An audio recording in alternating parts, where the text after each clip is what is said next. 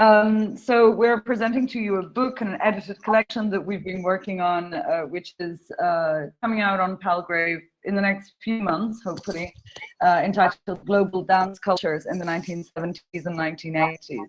And really the purpose of our work today with you is to just tell you a little bit about the book, but mostly about the sort of theoretical frameworks we use to put this book together, in the hope that, you know, we can sort of open up the field somehow and sort of extend some conversations that the field is having anyway.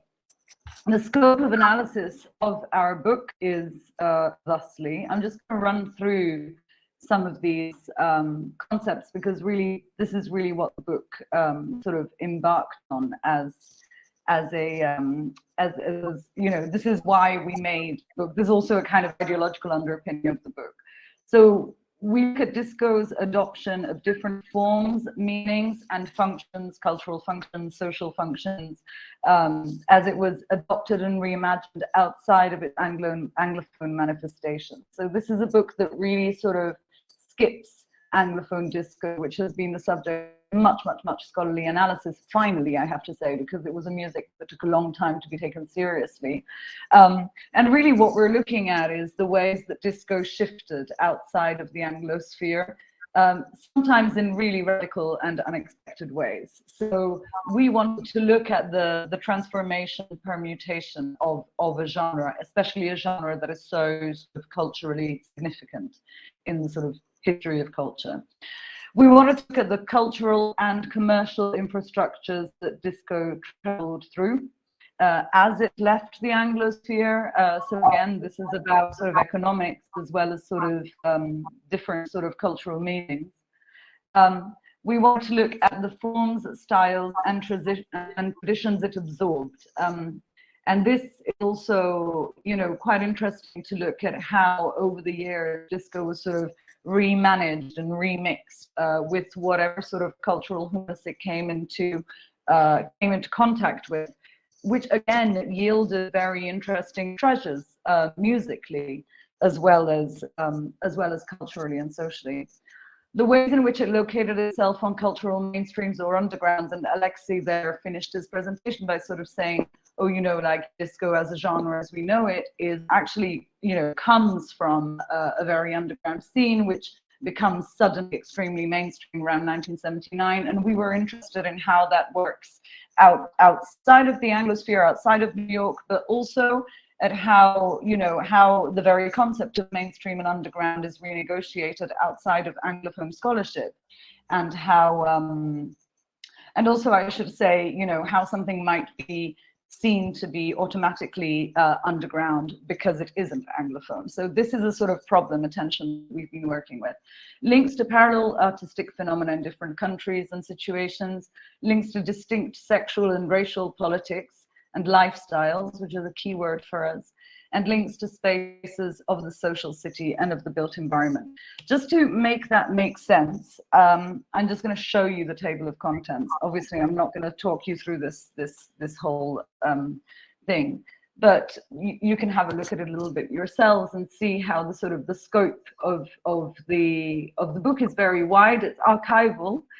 This is historical research, but it takes on a lot of, apart from linguistic geographical situations, many very radically different political situations.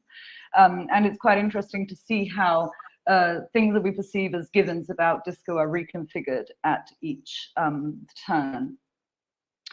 So today we want to talk about these sort of methodological constructs we deployed on this, on sort of curating this book, and also sort of building its backbone, building its skeleton. And what we do is we essentially sort of, you know, put our, sort of have our feet onto sort of grounds at the same time. On the one hand, we use this term heterotopia, which comes of course from Michel Foucault, and I'm sure you're all au fait with this idea. It's a term rooted in the spatial, and it is able to account for a simultaneous participation in different geographical and imaginary regimes. And I'll talk about that in a little bit myself. And then at the same time, as another methodology, we have the vernacular practice of crate digging. And so, because part of what we want to do here is create a link between the field and the scene, which I think is very much what this conference as a whole does, and what we're all doing in our own different ways when we investigate dance music. We use this construct of crate digging, which Marko will talk more about later. So I'm not going to go through the whole sort of writing on Michel Foucault and the heterotopia, and also many subsequent writings and analyses of the term. But I did want to sort of extrapolate one of the examples that Michel Foucault gives of a heterotopia, which is the mirror. So he gives, you know, the cemetery, he gives the garden, he gives many examples of places we could consider heterotopias. But the mirror probably is the most important for us, because Foucault writes that the mirror is actually real and unreal at the same time. So I'm just going to quickly read this quote. "The mirror makes this place that I occupy at the moment when I look at myself in the glass at once absolutely real, connected with all the space that surrounds it, and absolutely unreal, since in order to be perceived, it has to pass through this virtual point, which is over there." So this sense of the image, the thing being real and the image being real, but somehow this reflection being unreal, was a really kind of maternal concept to us, because this fact of conjugating different experiences this way is central to our work. It allows us to keep regimes which cannot be normally held together. So not only the real and the unreal, but other kind of regimes of the aesthetic that participate in different kinds of experiences. It belongs to the order of the representational, which is the central tension in this book, the sort of, the way that I portray myself and the way that I am sort of understood by others, especially in relation to the Anglophone world, is constantly with us in this volume. How do I connect with this other? How do I look from outside? And it is able to refract. The mirror refracts somehow. So the light that it sends back is also kind of philosophically important to us. And I'm not going to go through this this quote right now, but there is something about sort of the deterritorializing, scattering, disseminating that a mirror can do, especially a mirror ball can do, which was particularly important to us. So our use of the term heterotopia in this book is really on the one hand very general, and it has to do with nightlife in general and maybe all discotheques and all club spaces. This is Garcia approaching the term heterotopia on the subject of Richard Dyer's writings on disco, and they write, "Given their layered spatialities, interstitial sites, and fleeting materializations, disco's dance floors could be perhaps best described as heterotopias instead of utopias, because it's not that they don't exist. They do exist, but they exist somehow in a different reality and representational order." But then our use of the term is also very situated, because the position of disco scenes that are geographically, socially, economically, politically, linguistically other to disco's original conditions of production and consumption is what interests us. So part of the move that we're doing here, I guess, by sort of concentrating on this fact of situation, what I want to point out is that part of the move here has to do, again, as Jack was saying, with a certain kind of decentralization. So we're interested in sort of also testing the limits of Anglophone scholarship on dance music in that regard, and seeing how we can work with the tensions between Anglophone scholarship and non-Anglophone objects of inquiry. I've gone slightly over, so over to you, Marko. Thanks.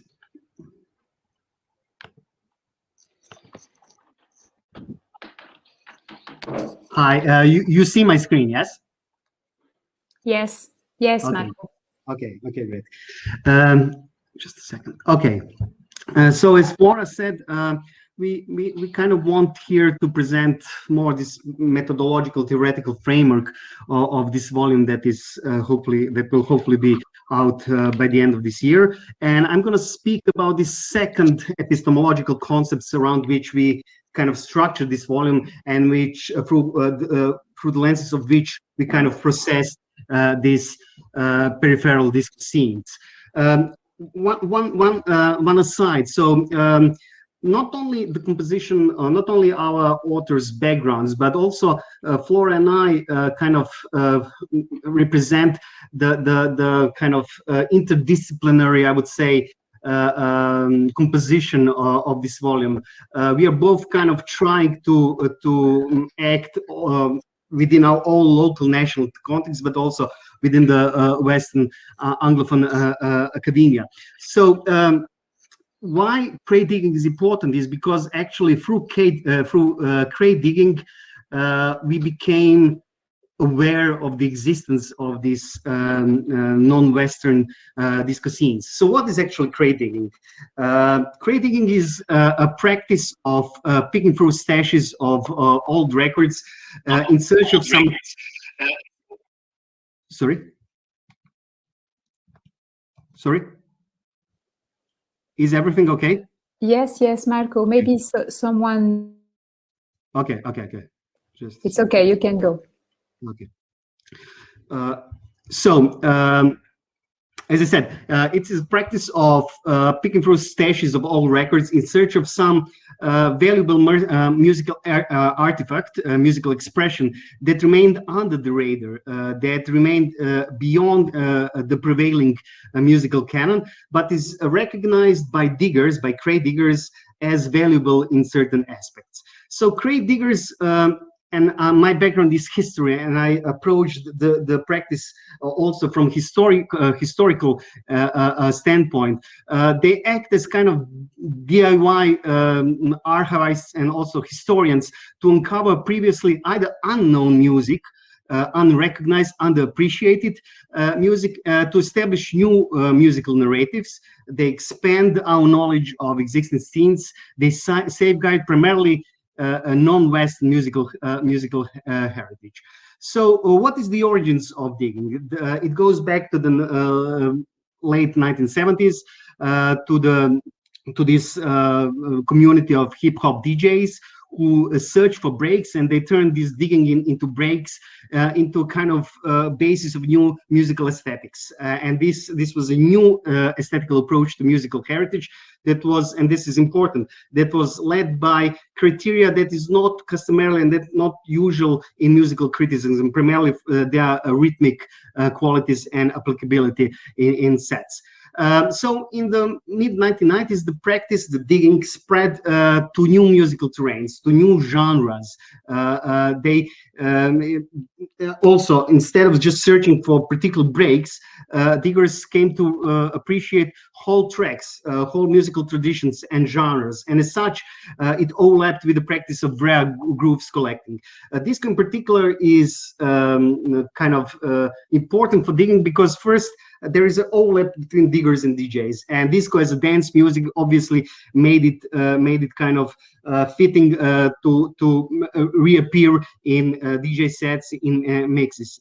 On the other side, the supposed artificiality of disco, and that is, for instance, that in a lot of these cultures, disco is seen as something unnatural, and therefore it was kind of restricted to kind of isolated artistic excursions. It was, for instance, one track on one disco track on a otherwise non-disco album, or on B-sides of singles, and as such, it was particularly appropriate for diggers to kind of reveal that and to put that heritage that remained outside of the canon. So there is still a difference between collecting and digging, and it differs for three features in particular. So diggers and digging in particular has these exploratory dimensions. It expands the musical canon with new or underappreciated elements. The second thing is that it not only expands, but re-evaluates, it rearranges existing traditions according to these new sensibilities that I spoke before. And the final thing is that digging is very inclusionary, very democratic. It has democratic nature. There are no strict rules on how to go about the digging, and virtually anyone. So they're not the access, especially with the rise of online musical digital platforms. The access to digging is quite democratic, and it's kind of open to inputs from below.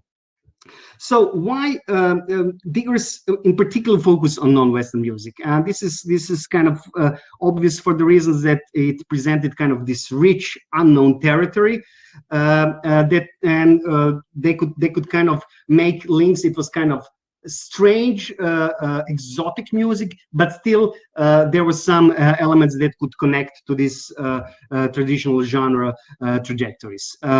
Another thing is important that increasingly so, it is not only a Western practice anymore, but local diggers became ever so more and more prominent.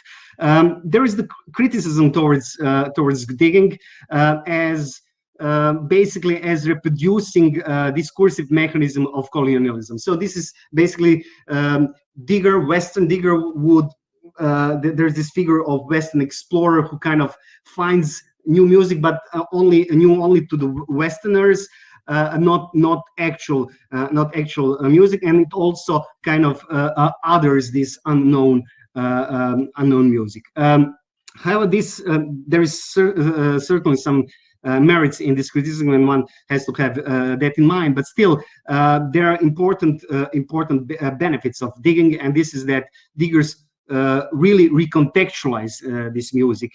There, on the second thing, they also point to the cultural flow in other direction. And for instance, in terms of our volume, Mano Dibango's Soul Makossa is seen as such a track that kind of influenced the original idiom as well. Then it cannot be reduced only to the new findings to the Western ears, but diggers really made some actual discoveries even within the local context. And as I also mentioned, local knowledge is becoming increasingly important. There are, aside maybe from Africa, in regions across the world, local diggers became, so to say, key players. And finally, I will conclude this kind of journey for the concept of crate digging to point a few changes that came with the shift from first early diggers who searched for vinyl records because it was kind of proof of authenticity, to this new emergent field of online music digging that we have with the spread of peer-to-peer music platforms, online musical platforms, and so on. One difference is that for today's generation of diggers, it is important to share the knowledge, and this is a big contrast to the early days of digging, where kind of knowledge and secrecy was important, because knowledge of certain breaks kind of gave a DJ a competitive advantage. These online platforms democratize these findings. Databases such as Discogs codified these new genre tags that were invented by diggers. And diggers in general and their findings can be seen as kind of anti-collections that can kind of coexist with the core collections, but also have removed these formal qualities of these archive practices, although they often as they progress, they often emulate those. Okay, and I will conclude with a really small journey through the table of contents. I will try to do that in 2 minutes. So what actually, just a second, what actually we have here, and as Alexei I picked up in the chat, as Alexei said, Will Straw is the seminal name for any an entry name for anyone interested in the Canadian disco. So we start off the collection with his review of Montreal's disco, but a bit different and kind of complementing what he already wrote on the subject, kind of focusing on the pre and post disco days from the Montreal's from the peak of Montreal disco, and kind of connecting the city nightlife with the city itself, and also pointing to the Montreal as a point of exchange between the European and North American influences. We go on to Brazil, and even in the chapter by Ivan Paulo de Paris Fontanari, he kind of focuses on a local disco impresario Nelson Motta and points how disco became a thing for the medieval, for the new sensibilities of the middle classes after the fall of the dictatorship. We have a seminal article by Flora Pitrolo on this growing. Are we okay? I'm hearing something. It's okay. It's okay, Marko. Someone must put the microphone. Okay. It's okay. Okay. So she kind of her chapter is a great contribution to this growing canon of Italo disco, where she kind of intercepts the genre's originality as its trademark, and then theorizes about its key notions of original and copy, real and fake. We go on to Japan, where Yusuke Wajima looks at Japanese disco through the lenses of this national music, the concept of pseudo-international music, and also pointing to the links between the visual culture and the dance culture, also kind of questioning the term big in Japan. A lot of this popular music spread across the globe through visual media. In the chapter by Gregory DeBooth, there is an exploration of disco in Hindi cinema and how disco in particular became kind of the genre of this lower classes Hindi speaking, but also kind of pointing to the artificiality of the whole thing, because a lot of those never really experienced this nightclubs that could be seen on these movies. We have a chapter on that deals with the kind of relation between disco and in China, by Xian Wang, and he kind of posits the question of desexualization of China and how disco was kind of assimilated by kind of official, also vernacular strategies in communist China. We go on with two chapters that treat disco in socialism, which is an interesting fact because disco, with its escapist consumerist qualities, should not have the place in socialist societies, and both chapters by Jakub Maciek and myself prove that actually disco was really present in communist societies. We have then a great chapter on Lebanese disco, where it is seen as a kind of soundtrack of the civil war and how the two kind of interacted. There is an interview by Flora and me with Nigerian cultural theorist and label owner Uchenna Ikone, and he kind of speaks about the rise of disco in Nigeria following the end of civil war and following the kind of break with Afrofuturism. Before we go to Tim Lawrence's epilogue, we have a chapter by Ken McLeod, who discusses this infatuation and the links between disco and the images of space. He kind of approaches this through Bloch's notion of hope, and we are very honored to have the epilogue by the great disco scholar Tim Lawrence, who kind of in his great epilogue, and as all of this chapter, this introduction is not kind of it cannot really you will have to read it. It cannot they are so rich that it's really not possible to give kind of a description in 2 sentences. But basically he points to, he doesn't distance the rise of disco next to this rival scenes of hip hop and punk, but kind of juxtaposes this and also kind of lays the foundation of new disco archives, not only by adding new disco stories around the world, but also pointing on how the story of disco could look differently if it was, for instance, written from African or Latin American perspective. So this is it. As I said, the chapters are really rich, and this is not really doing justice to them. Okay. Thank you, Flora and Marko. Thank you for your patient presentation, and congratulations for your book. Thank you all of the other presentations. I would like to see if someone wants to ask you some question. Maybe, Alexi, I don't know, it seems that you have very similar interests. If you want to take a comment or to leave a comment or ask something to our colleagues, we have still 6 minutes, so go on. Okay, so I'm amazed to see how Flora and Marko's paper was connected to mine, because they are exploring a methodology and a phenomenon. That's basically what's guiding me to research Canadian dance music. People don't know. People don't know at all. But Canada is paradise for crate digging, and I can tell many stories about my crate digging, and crate digging is what's making me discover amazing music, and basically it's one of the biggest methodological activities in my research about Patsy Gallant, because that's what allowed me to discover Patsy's discography as a whole.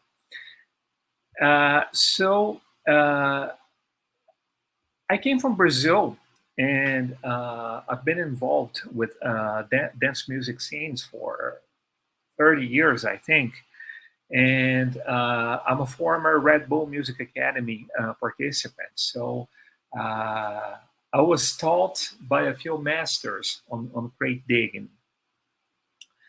So it's incredible to see how a country like Canada, which is very close to the United States, has some kind of an unknown dance music history with incredible artists that are yet to be discovered, and how people didn't realize that all those treasures were there. So I found a lot of great records for $2-3. So after seeing people coming from all over the world to Brazil to get records, people coming from Europe, from Japan, and from the United States, it was a surprise for me to see that no one cared about Canadian records. It was good for me because I bought a lot of records for cheap, but it was very strange to see how no one ever had an interest on digging Canadian records. So I'm probably the first one, and Will Straw, for example, who was mentioned, he does a lot of crate digging as well, focusing on Montreal. And there's also the Toronto scene, which gives incredible artists like THP Orchestra, the Grand Tour. Mighty Pope is an amazing Mighty Pope. He's probably the king of soul music in Canada. Charity Brown, and much more. And Sweet Blindness, much more. So I thought it was like there was nothing to discover, but there always is. So that's what's moving the world. The world is still spinning, and thanks God it is. Thank you, Alexi. Thank you. So, Flora or Marko, if you want to say something else, it's okay. Jack is on the boat again. Hi, Jack. You want to ask something? Oh, sorry. Yes, I have my microphone off. In particularly amongst kind of DJs and in kind of DJ discourse in the last couple of years, the digger and the selector have become these quite like revered characters, but it kind of comes with a bit of baggage as well at times, being a digger, being a selector. There's been this kind of suggestion that sometimes it's often like white DJs who are kind of colonializing perhaps the genre and taking samples or sounds within their sets, and kind of claiming it as their own and really popularizing them. And I was just wondering if that's something that you've looked at in your book, or if it's something that you're interested in and had any kind of thoughts about, really. Yeah, 100%. Like it's a big problem of digging as a methodology. In fact, it's actually something we sort of go to great length. Well, yeah, I mean, Marko, you should probably say more about this since you were sort of on that specific section. But I think, you know, similarly to the way that like there's basically a kind of delicate work going on in here across the essays with different instruments really, and different sort of critical tools to sort of feel our way through this very, very difficult cultural mesh, which is the sort of, well, first of all, the fact we're writing a book in English about this, and it's coming out on Palgrave. So it's already sort of written from the point of view of Anglophone scholarship, although hardly anyone is even based in Anglophone countries and doing work in that way. So there's already, you know, there are sort of loads of levels of the problem of cultural imperialism across this book, which go from sort of methodological problems to problems in the fact of like disco's importation as a model itself, which then most of the chapters sort of show up, it happening with Saturday Night Fever and not before. And so it happening actually sort of almost as a white model, it coming in as a white male model, to be honest. And so, yeah, there are lots of sort of tensions on that, but which we kind of try to address in different ways. But Marko, because you've worked so much on the sort of colonizing, the problem of the digger colonizer, maybe you should respond to Jack Mohammed. Well, thanks, Flora. Just a short point. This is really a kind of, especially from the Western stance, it's a really pointed criticism. I'm stationed in Croatia, ex-Yugoslavia, and I could actually see how these colonial, post-colonial mechanisms are kind of reversed, and you could really see, and there is Africa being the biggest counterexample, but you could really see how the locals are taking over.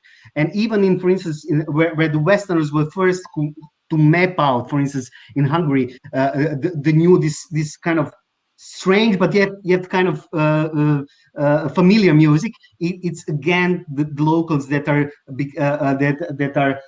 kind of becoming more and more important.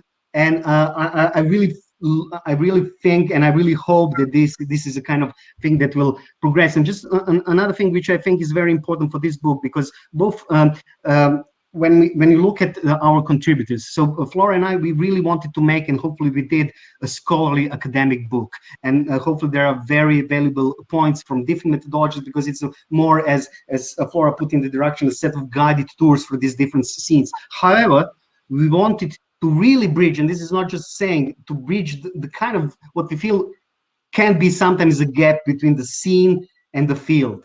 And if you look at our contributors, Flora, for instance, has her own reissue label.